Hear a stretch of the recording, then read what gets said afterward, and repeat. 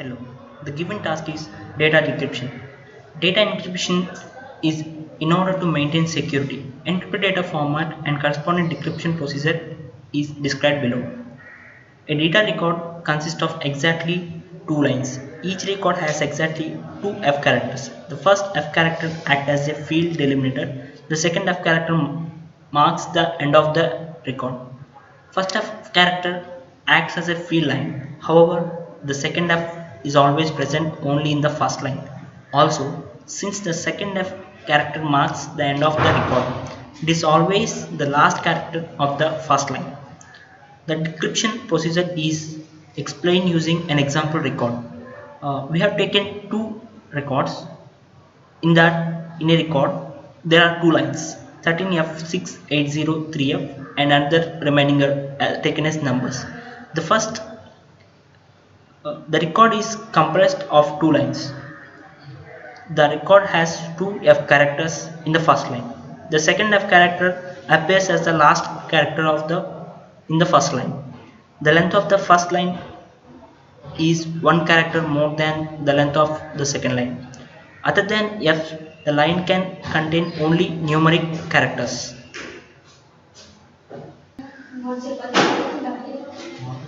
Data has to be read in the following order from left to right. First read the first character of the first line, then read the first character of the second line, and then read the second character of the first line, then read the second character of the second line, and the process continues till the zigzag manner and until the first F character is encountered. Replace the first F character by the pipeline symbol. So the first field which is now decrypted is 1, 2, 3, 4. Based on the above example, the above process continues from 1 to 4 steps. When the second F character is encountered, the record is said to be completely ready, and we have obtained our second field value as 567890539.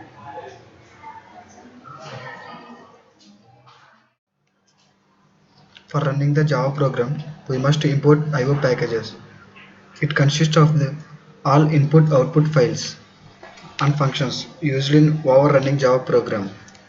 For this, we have defined one class public, and next we define the main method and passing the argument string args.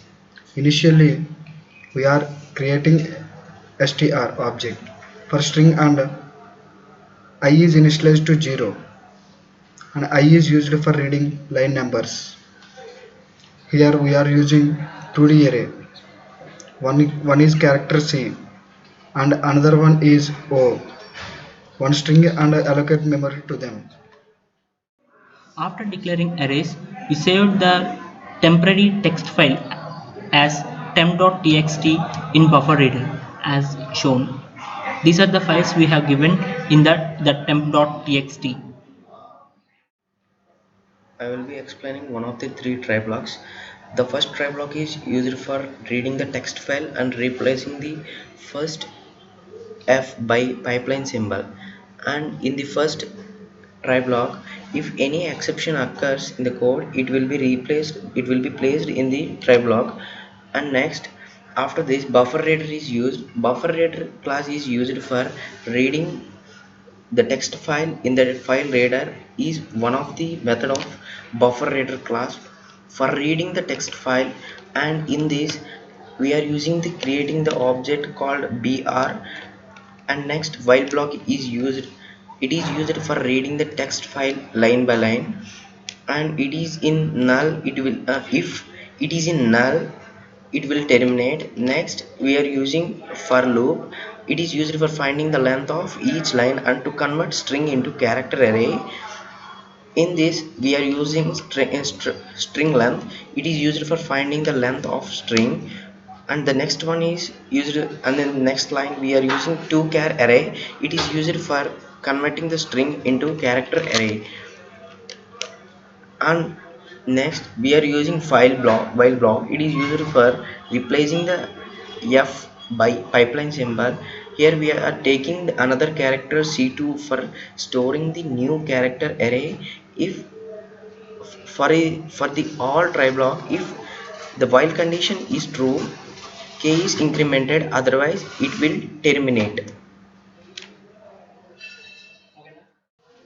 The next try catch block is used for combining the two lines in zigzag motion. In this try catch block, we are using three new variables called row, column, and count. Here we are using two for blocks. Two for blocks for iterating the values in the text file. First, initially we are initialized the count value to 0, and next we are using the if loop.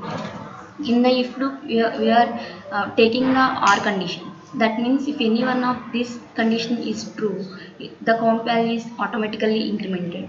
Otherwise, the s1 is the character array is copied to string s1. Because the concatenation between two character arrays is not possible. That's why we are converting the character array to string by using the toString method. We are converting the C of row column to string, and it is copied to S1, and row of row plus 1 column to string, and it is copied to S2. And now we are concatenating the S1 and S2, and it is copied to S3. If these conditions is true, the count value is incremented. Automatically the count value is incremented. If the count value is less than 2, then the value in the S3 is copied to row of row column. If the count value is beyond the 2, it will break. It means it will terminate. If there are any exceptions in this try block, it handles the catch exception. In this, we are passing the exception E in the catch block. That means if there are any exceptions in the try block, it will catches. This try catch block used for printing the final output. Here we are using two for loops for printing the 2D arrays. First for loop for printing the rows, and it is incremented by 2 because records must consist of two lines. Next for loop printing the columns. And finally, in the catch block we are passing the arguments exception E for finding any exception in the given data. Finally, after the completion of all the source code, we just save it and then going for compilation. We have saved the file as test. So first of all, we have to confirm whether the Java is present in our system or not as Java. Yes.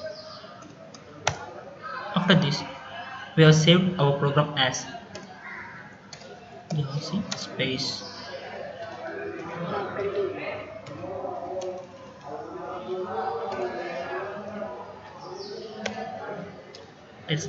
Java, and after compilation, Java was going to